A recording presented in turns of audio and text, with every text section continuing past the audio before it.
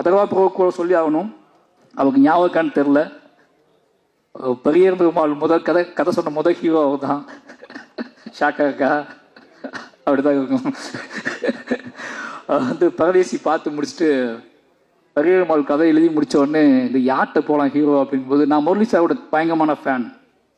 இதேமே பாட்டு பாடி அழுத, நமக்காக அழுத ஒரு ஜீவன் அப்படின்னு சொல்லி, ஏன்னா ஒன் சைடு லவ் அதிகமாக பண்ண தலைவர். ஓகேங்களா? அது ஒன் சைடு லவ் அப்படிங்கிறது வந்து நம்ம நினைக்கிறோம் ஒன் சைடு லவ்னா சொல்லி அது ஏற்றுக்கொள்ளாத பட காதல் ஒன் சைடு லவ் கிடையாது. சொல்லவே எனக்கு நீ சொல்லணும் அவசியம் கிடையாது, எனக்கு ஒன்று பிடிக்கும் அப்படின்னு ஒரு நமக்கு கெத்தை கொடுத்தது முரளி சார் தான். அவர் ஒரு பையன் ஹீரோ ஆகிட்டான்னு சொன்ன உடனே, நான் பானா காத்தாடி வந்த உடனே பெரிய பெருமாளுக்குள்ளே வச்சு யோசிச்ச ஹீரோ நீங்கள் தான்.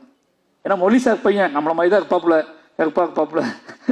நம்மள மாதிரி தான் இருப்பாப்புல, இந்த கதைக்கு பயங்கரமாக ஆப்டாவா அப்படின்னு சொல்லி மீட் பண்ணலாம் செஞ்சேன், கதை சொன்னேன். பட் ஏதோ ஒரு அவரோட பிஸி ஷெடியூலில் அந்த கதை கிளிக் ஆகலை.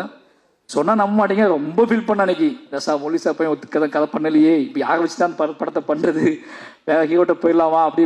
வேற ஹீரோ முரளி சார் பையனே ஒத்துக்கல இந்த கதையை. நம்மளை பார்த்து நம்ம இப்போவுமே இப்படி தான் இருக்கோம், அப்போ ரொம்ப மோசமாக இருப்போம். நம்மளை பார்த்து அவரே நம்ம டயட்டை நம்பலை, யார் நம்ப போகிறா அப்படின்னு சொல்லி பயங்கர அப்செட்டில் இருந்தேன். என் ஒய்ஃபிட்லாம் சொல்லியிருந்தேன் நான், அதர்வா கிளிக் பண்ணுறோம், பெரிய பெருமாள் வந்து அதர்வா தான் அப்படி சொல்லி. அது நடக்கலை.